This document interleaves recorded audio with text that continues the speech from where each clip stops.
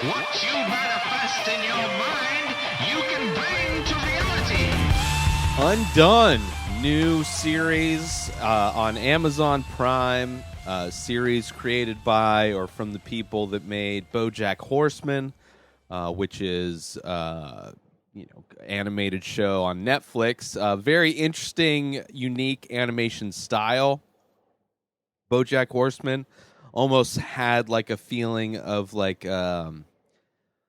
almost like ink painting, but it's very beautiful, very unique animation style. And this one's no different. It's very similar to like Waking Life or Scanner Darkly, where it's a rotoscoped animation where they filmed the actors doing the scenes and then they went in with the computer and then made it look like animation. And this one, I think, is a little bit easier to digest versus a Waking Life and a Scanner Darkly. Those tend to be a little bit more active, a little bit more frantic, the animation, just because there's a lot of movement, constant movement in the within the animation for especially like a Scanner Darkly. Like if you're somebody that gets like sick from watching visuals, that could potentially get you nauseous, especially if you're like, I remember trying to watch a Scanner Darkly a few times while drunk, and definitely a movie that does not lend itself to staying vomit free. Let's just put it that way, or staying away from getting the spins. So this one doesn't suffer from that kind of a thing. It is a very it's an interesting style because it lends itself to the imagery that the story and the premise of the show kind of has the potential for.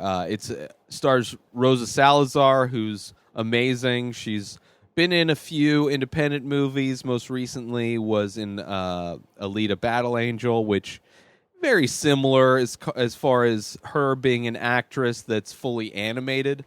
That movie, she was fully animated. I was not a fan of that movie necessarily, but I do enjoy Rosa Salazar. She was in an independent movie with a guy who they were partying and he needs to keep her up. It's one of those things so she doesn't OD. Needs to keep her up all night, but it's, a fun back and forth. I forget what it was called, but it was a fun movie, a good movie. And been following her stuff since then. I think Ingrid Goes West, I think, was another one of hers. Anyway, she's great in this. The story itself is it's kind of slow. It's a slow burn. Takes a few episodes to for me before I got hooked. And definitely by the end of the series, by the last episode, the show had finally hooked me, and I'm excited for a season 2. Hopefully there's a season 2. I felt it did take a little bit too long to get to where the story is going, because it's kind of like aside from the animation style, it's like a sci-fi time travel kind of show. Almost like in some ways Quantum Leap, where he was going back in time to solve. A lot of time travel movies kind of have that same premise where you're going back in time to fix something. So I guess this is no different than that. But she was in a car accident, and since this car accident, she's been having these issues where she keeps going back in time. She keeps reliving things. She's seeing her dad that's dead, and he's kind of teaching her. He's very much like in Quantum Leap. He's like the computer guy that would come in and help Sam Beckett out. It's like trying, with Ziggy, he's like, oh, we got to figure out how to keep JFK from dying. Kind of thing, but it's more self-contained. It's about her and her family, and she's a very interesting character in herself because she's playing somebody that has hearing disability, where you even get to go and see parts of her early life before she got the cochlear implant or whatever that's called, where she's able to hear, where she was, deaf and she had sign language and she was going to a deaf school, but then she was given the opportunity to get this implant so she could hear, and the transition from her going from her old school to her new school. The show itself is very dense, very much like there's a lot of like therapeutic kind of going back through trauma of your past to kind of understand who you are and what makes you the type of person you are. But it does that with Rosa's character kind of learning how to use her new ability, and her dad, who is potentially a hallucination, is the one teaching her. So there's a lot of stuff going on in this show, right? And on top of all of that, towards the end of the season, spoilers, like, not only is her dad was a scientist and he was studying schizophrenia and how he thought that maybe schizophrenics had the ability to alter time, that their brain construction, the differences in their brains lent them to have the ability to change time. And that is somehow also related to Rosa Salazar's character, her background. Obviously, Bob Odenkirk, who plays her dad, is a white dude, I believe a Jewish dude in this show. But her mom is Latino, so she's has Native American roots.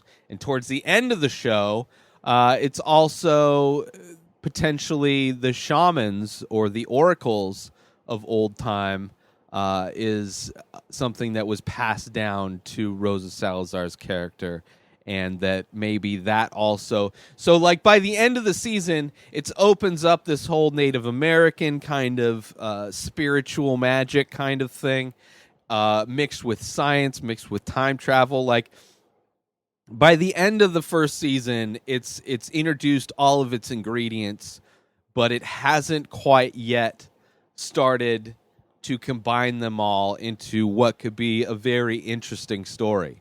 The first season almost feels like it could be a pilot episode in a lot of ways. But it just takes so long because there's so much complexity and there's like confusion because she's confused. You're very much in her her shoes as far as experiencing changing time and going back in time, and also how the animation style allows them to kind of go into these hallucinatory kind of states, and just showing how it's like, and showing how everything towards the end of the episode, things start to kind of are explained and start to make more sense. So it's really a show where it took me a few episodes to get into it, and it wasn't until seeing the end of the first season where I fell in love with the show and hope we get a second season with the show, and would hope that the first episodes of the second season hit the ground running, whereas the first season, it felt like it took them a long time to kind of just set the table with everything that's going on in this universe. But very interesting to see what happens with the show Undone. Excited for hopefully more seasons, but also just to go back and rewatch it because of all of the things that are going on, all the concepts that are being introduced. It is a little bit much. So I think I'll probably grasp more of it the second viewing around, but very interested to see it. Love the balls to try new animation styles that these creators are doing, which is awesome. But that's it for this episode of The Ray Taylor Show. New episodes come out every single day. Subscribe on IGTV, YouTube, and everywhere else podcasts are found. Go buy my original artwork, ink paintings on paper, over at inspireddisorder.com. And save 25% when you purchase anything, whether it's original paintings or T-shirts. Save 25% when you use coupon code RTS. Follow me on social media at Ray Taylor. Have a wonderful day, everybody. Peace out!